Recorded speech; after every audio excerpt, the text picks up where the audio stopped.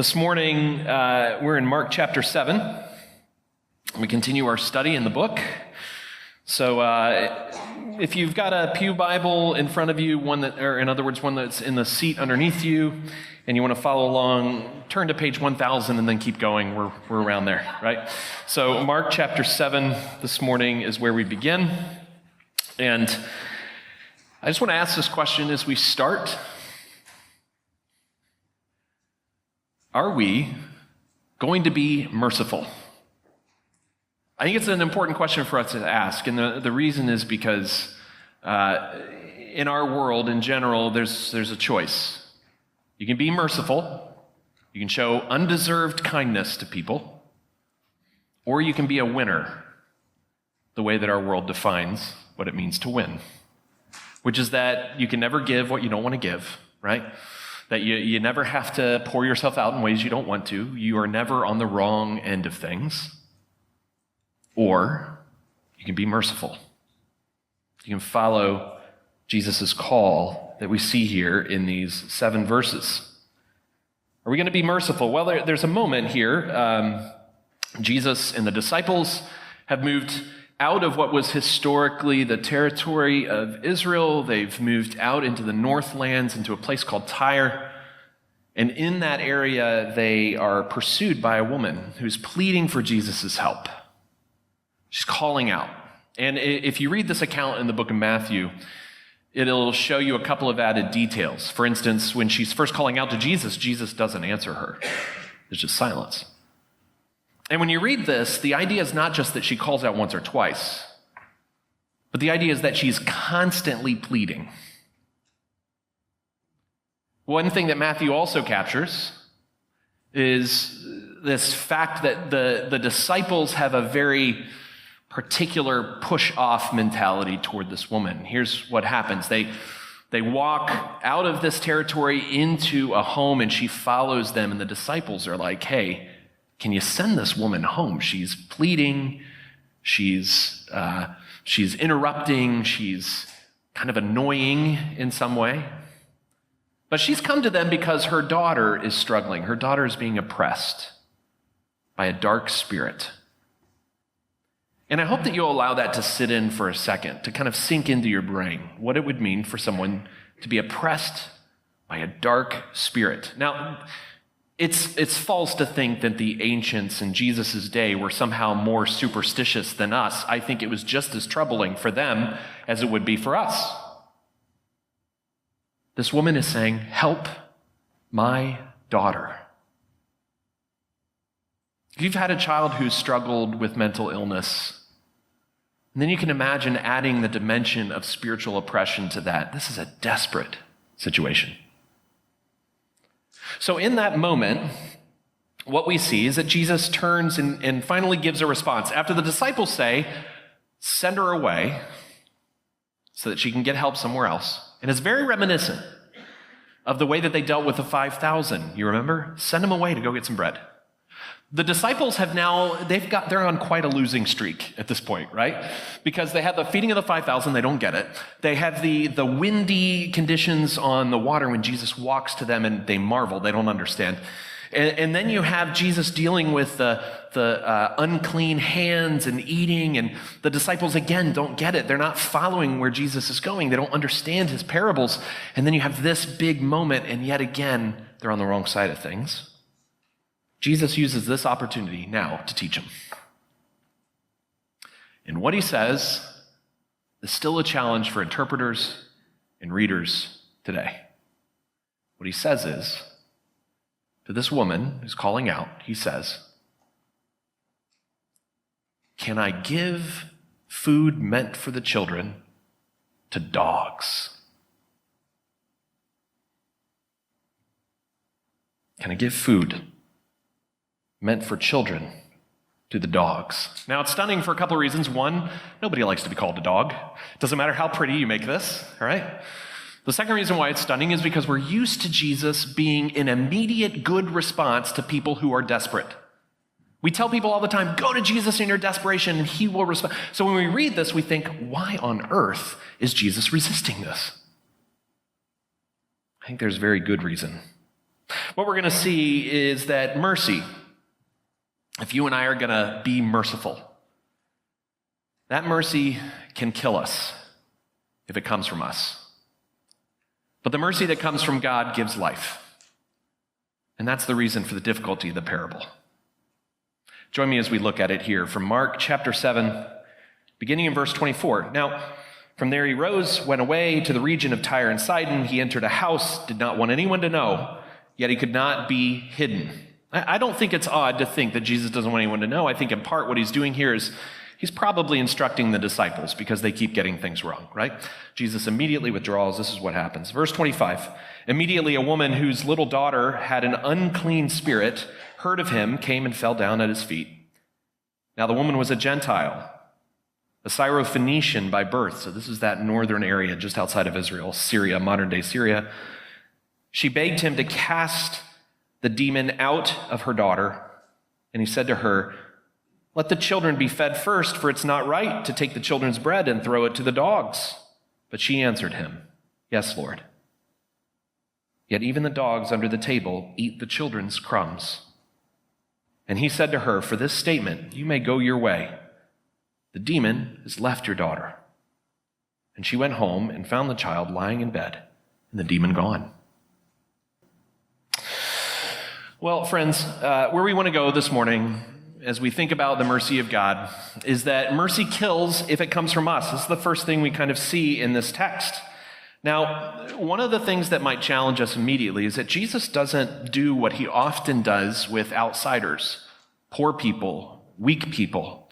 Often what Jesus does is he very publicly elevates them, right? He does things that say, well, this person belongs to the world and you should treat them well. And he pushes back against some of the things that would oppress and kill and hurt.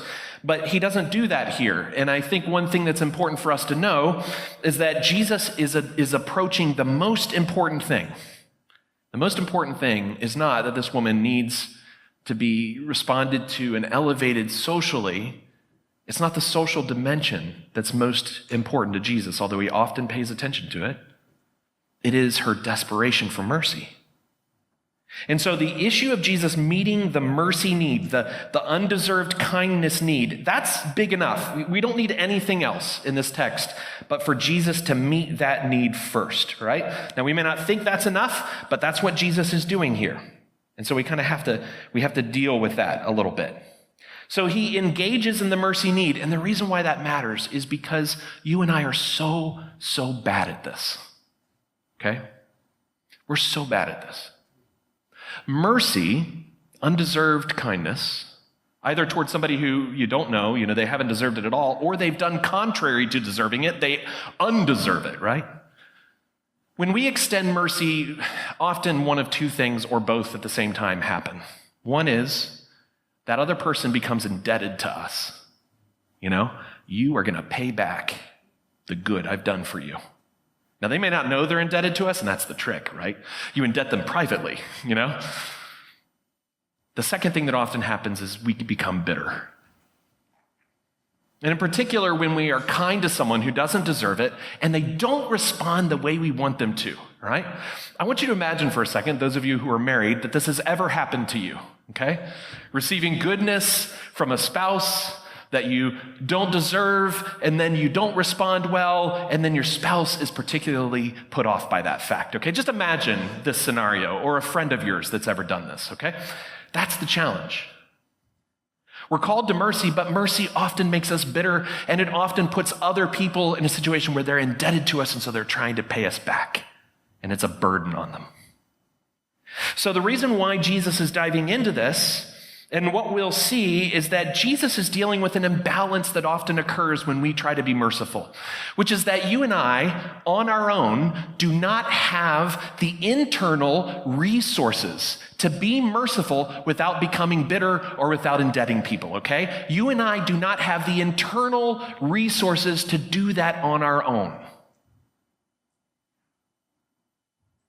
So what I'm going to say is that mercy that doesn't kill has to come from God himself. So he calls her a dog, problematic, all right, difficult. What is he doing? Now, I'm going to make it slightly easier. But I just want to tell you, the goal here is not to make this easy. It is offensive for all the right reasons, okay?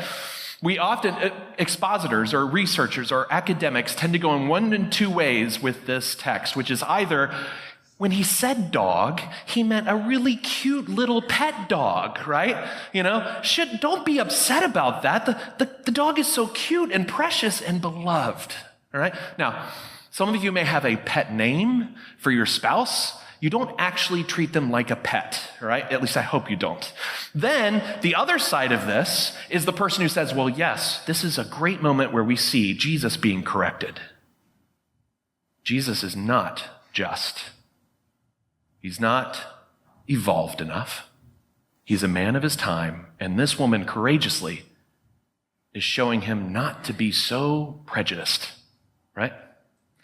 Neither of these are alternatives that satisfy the text, right? So I'm going to push those aside and say that something else is going on. First of all, Jesus is saying she's a dog. But what he's speaking to, first of all, is not the dog like the dog that you'd be afraid of, the mongrel that runs around outside. In ancient cultures, often you might put that dog down, all right? This is about a pet.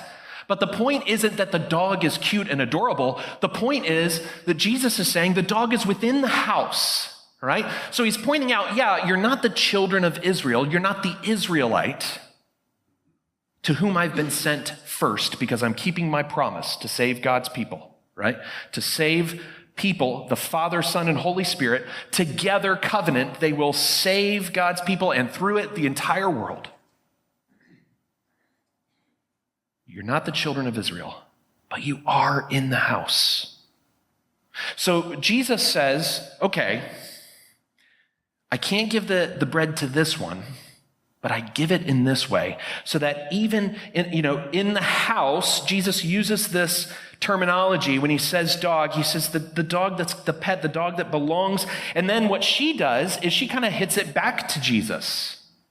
The woman displays an incredible awareness of what's going on here. If you read the account in Matthew, she starts off by saying, Son of David, oh Lord, right? She recognizes who he is. She connects to the long story of the covenant. And so when she bats it back to Jesus, she changes some words. Jesus said, children, like the biological children. She uses a word for child that emphasizes not their biology, but their locality. That it's not about the fact that they are biological Israelites, but the fact that they are in the house. So she's saying, yes. But Lord, isn't it true that the point is that we're in the same house? So she's connecting to Jesus's kind of covenantal story, and she's saying, yes, we're all part of the house. That's how mercy happens. You have to be a part of this household of faith. So she emphasizes the generosity of the master. That's what she's doing. It's an incredible picture. She said, this is how I can expect to find mercy. And then essentially what she's saying is when mercy abounds, there will be leftovers. That is a point that should apply to all of us in whatever area of life we are in. When God's mercy hits us, when his undeserved kindness is a part of our life, there must be leftovers that the world enjoys. When mercy abounds, that's what happens. Last Sunday, there was a memorial for Charlie Kirk. And in that memorial were a lot of things that happened. There were remembrances of Charlie. There were speeches by theologians, politicians of all sorts. Some of those things were surprising. Some of those things were unsurprising. But here's what I think is the most surprising thing of all was that Erica Kirk, whose husband Charlie was assassinated during his speaking tour on college campuses. Many of you know about this. He was assassinated in part because he used these biblical principles to approach contemporary issues, partly because he also represented to some a political persuasion. And so for all of those reasons, someone killed him, and more, I'm sure. At the memorial, his wife forgave the killer. That had to have been the most unexpected thing to happen in that moment.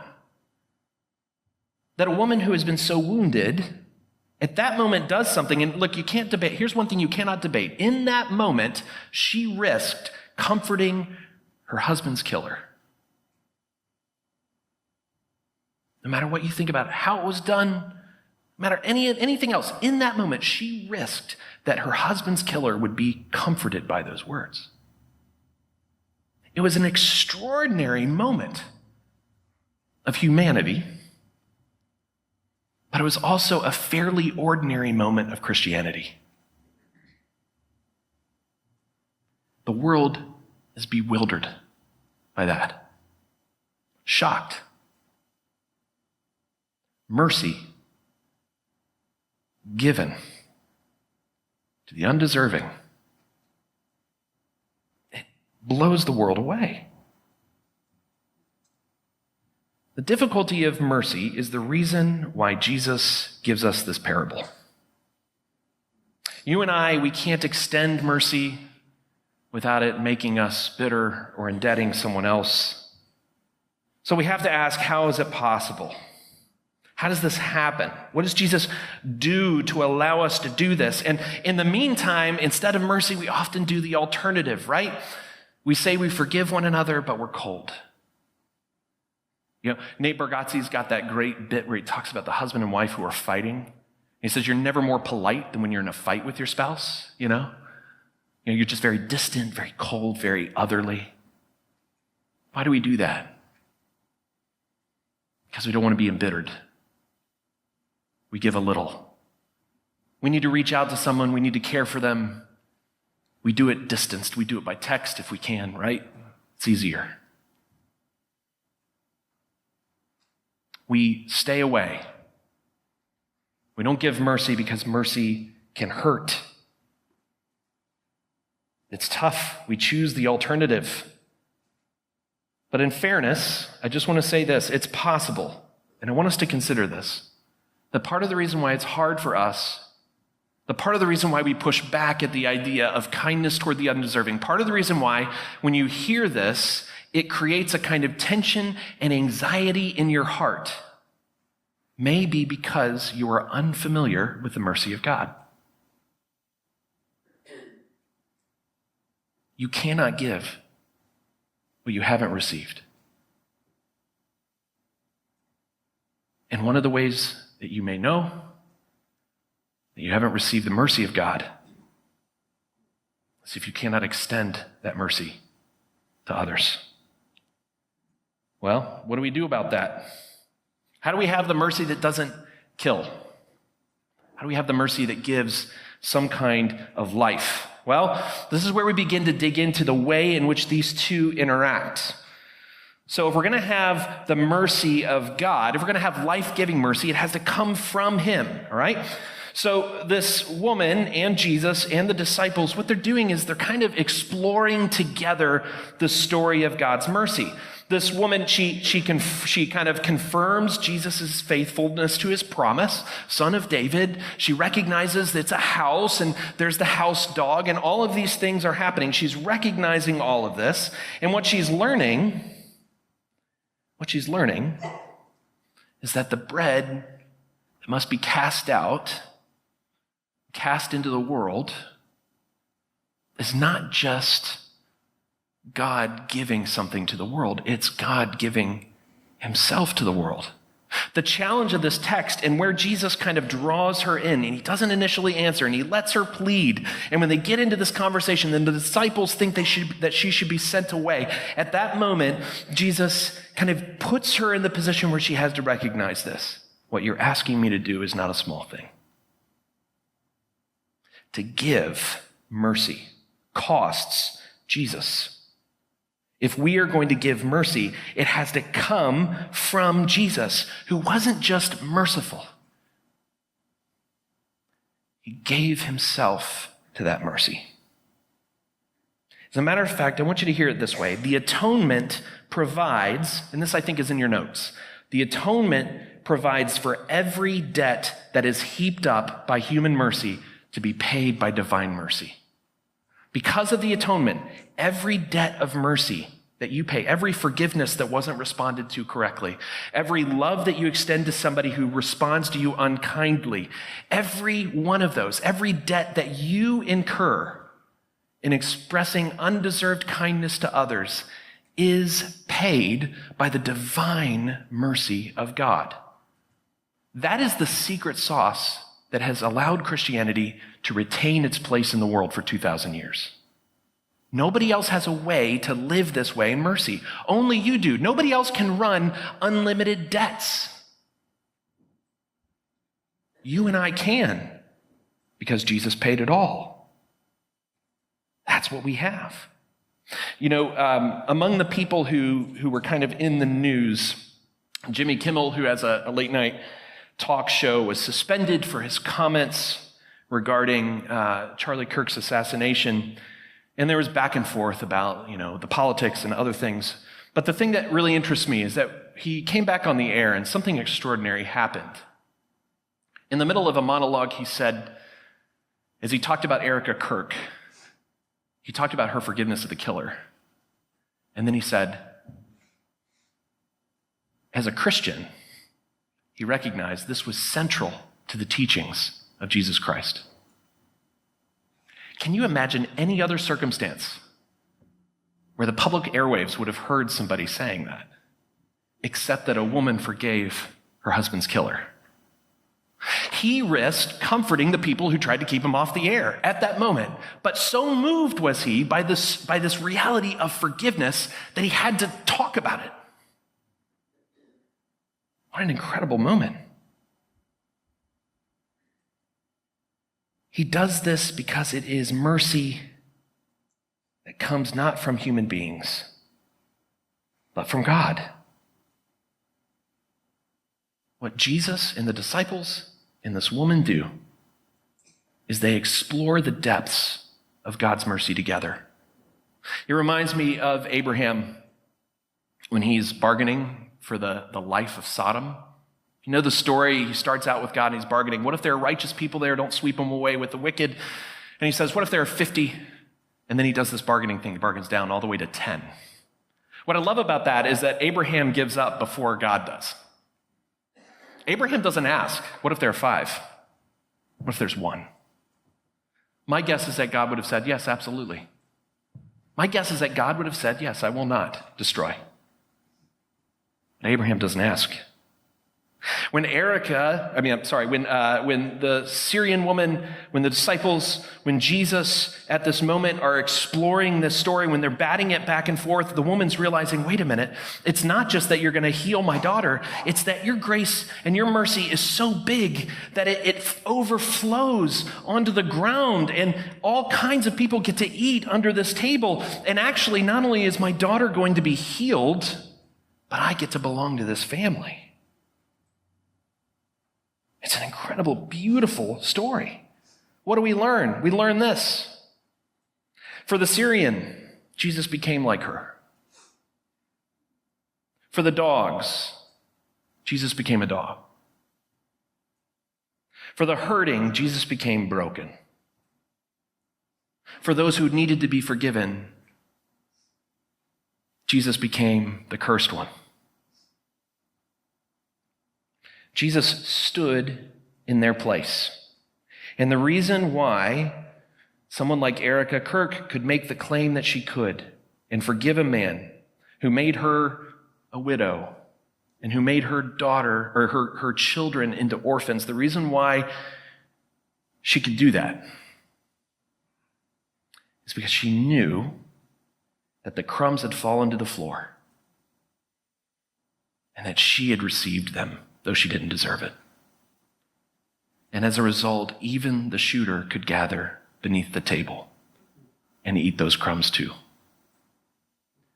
That is the power of the mercy of Jesus Christ that can put us under the same table with those who have so wounded us, and that all of us, each of us, can find something to eat. It is a beautiful story. But what I find is that we often aren't willing to dig far enough. We're Abraham. We're the ones who say, okay, this far, but no more. It's a great challenge here, my friends. And the challenge is that Christians have to become comfortable with the undeservedness of the mercy we receive from God so that we can extend it to others. I had a friend who just finished a marathon, and I told him, well, I asked him about it, and he said, one phenomenon that happens is as soon as you finish a race, everybody starts asking you when you're going to run the next biggest race, right? Finish a half marathon, and what do people say? You going to run a marathon? Finish a marathon, and what do people say? Are you going to run an ultra marathon? Finish an ultra marathon, and people say, are you going to do the Ironman? Finish the Ironman, and people say, are you going to finish a super Ironman? Right? It's always more. It's always doing more. That is common to everyday life. We really do believe that our hope is in doing more, being greater, stronger, less sinful, perfect, and yet the story of the gospel is this. In Christ, you lose, and yet you have all.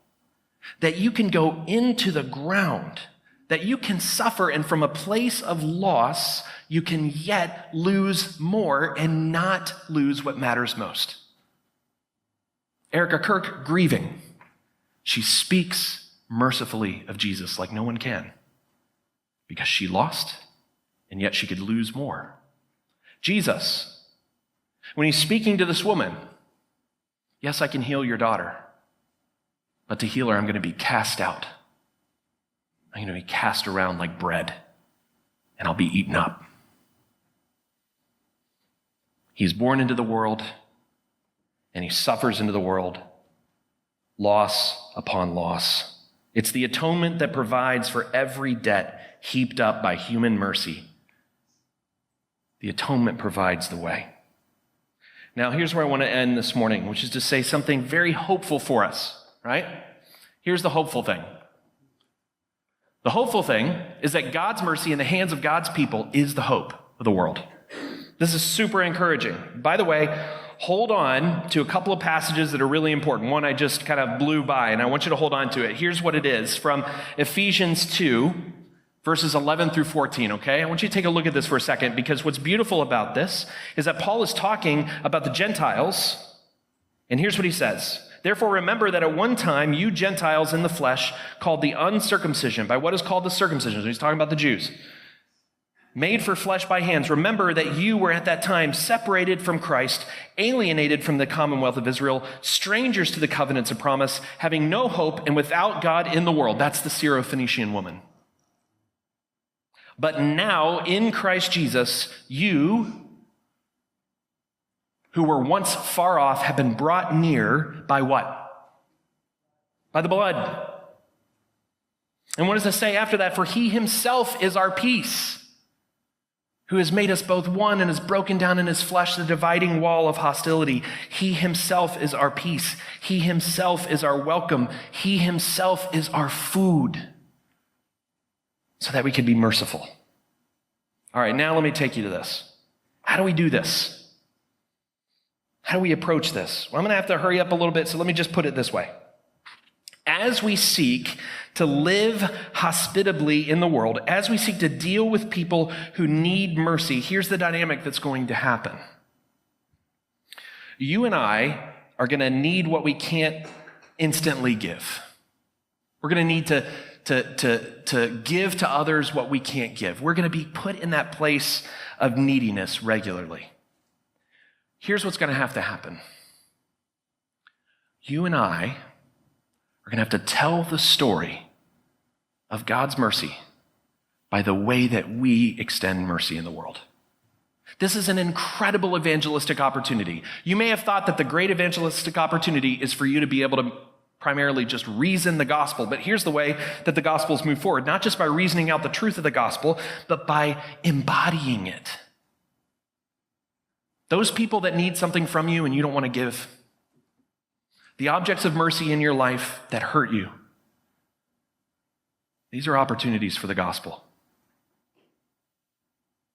It's an opportunity for you to extend mercy. Now, some of those are going to want to tear you to pieces, and there's good advice for you to stand far off.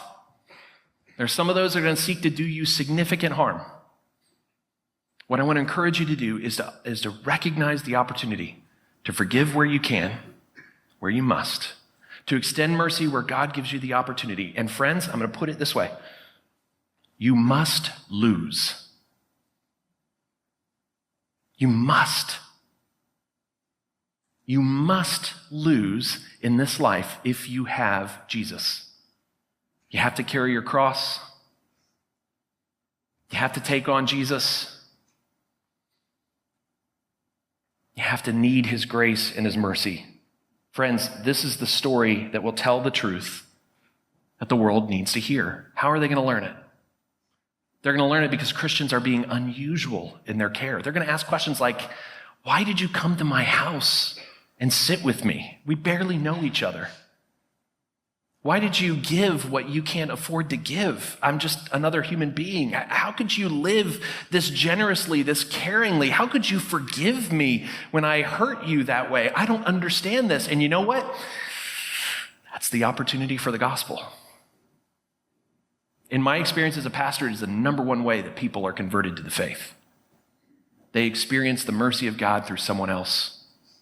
T.S. Eliot says that God's love, his care, his incarnation, it was the hint half guessed, the gift that was unopened, the gift that was half opened. In other words, he said, God, the hint, his grace, his mercy is a hint to us. I'm saying this to a room full of New Yorkers.